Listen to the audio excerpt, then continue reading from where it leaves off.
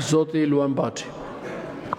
Faleminderit zoti kryetar, do flas shkurt për të thënë ato gjëra që me sa duket si thot askush këtu, sepse zoti ministër foli për seriozitetin me të cilin e marrin procesin, po për mendimin tim nuk ka gjë më qesharake se sa 2 orë e 20 minuta ku 140 burra dhe gra përfaqësues popullit shqiptar zihen për Endri Shabanin.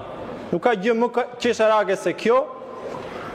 Për një njeri që deri pak muaj më parë binte gjoksi si tribuni i partive të reja, i cili po luftonte kundër sistemit kalbur të vjetër politikës që ka korruptuar dhe vjedhur vendin për vite e vite me radhë, dhe që me sa duket, sot nga kjo sallë do dalim duke me avokat populli Endri Shabanin, me firmat e PD-s dhe me votat e PS-s.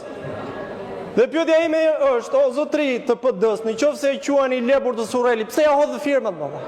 Pse 35 nga ju votuan që kandidat ishte Endri Shabani? Ndërkohë, pyetja për deputetët e PS-s është, si e ëmbëlsuat Endri Shabani?